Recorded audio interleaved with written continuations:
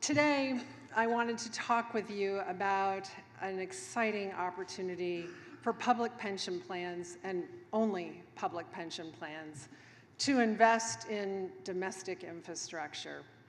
I got interested in this because I kept reading. I couldn't figure out how people could actually make money in infrastructure, and there were untold people calling for pension plans to invest in infrastructure, but they never seemed to explain how they were going to make money. So I did some research, and I wrote a white paper about this disconnect, but I couldn't find anyone at Treasury who was tasked with following this. So after my appointment, I founded the Fiduciary Infrastructure Initiative to see if it was possible to align the interests of investors and project sponsors. So, sorry, there we go, okay. So last April, I invited 12 public pension funds to a roundtable discussion at the National Academies. We had large funds as large as the Florida State Board of Administration and as small as the Dallas Fire and Police. We had state funds, we had municipal funds. All the funds, though, had a demonstrated interest in infrastructure.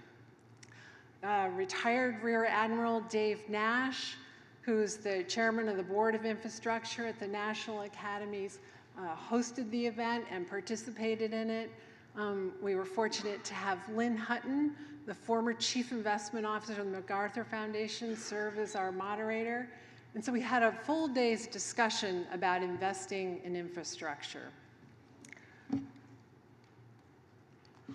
What we learned was our roundtable participants told us that they believed that the private equity business model was really just not suited for infrastructure. And so we took a look at the top private equity infrastructure managers and compared them to a new model that was introduced by international fiduciaries. These were actual infrastructure businesses that were owned and operated by pension funds.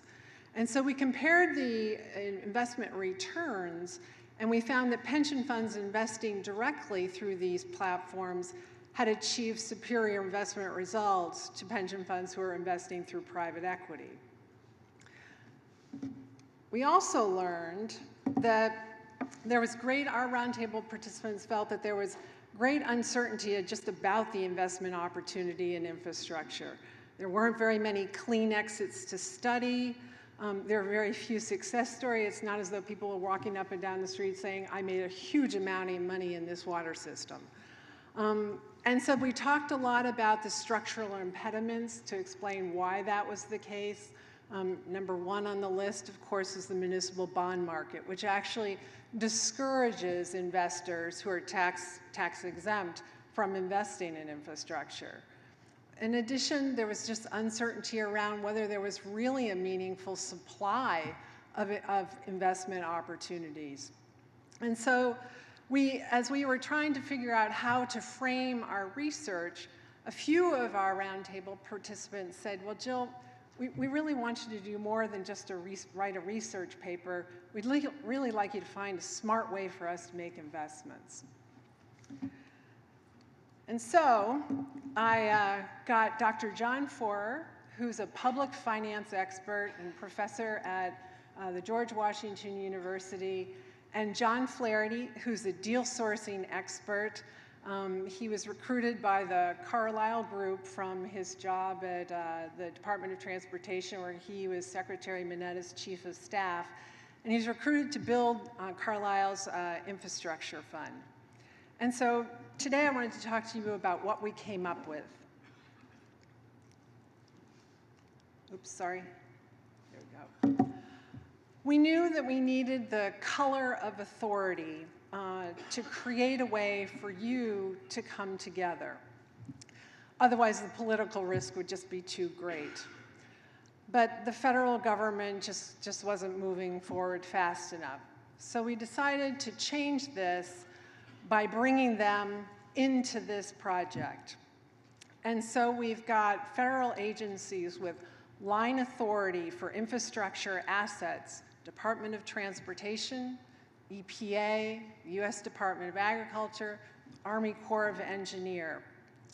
We're using their staff, their knowledge of their infrastructure assets, and their debt programs. So we brought the feds in and brought them to the table. We also learned during the course of our dialogue with our roundtable participants that there are a whole lot of people chasing pipelines of projects that simply don't exist. So we decided to change this too, and we thought, we're going to have the state agencies bring us projects.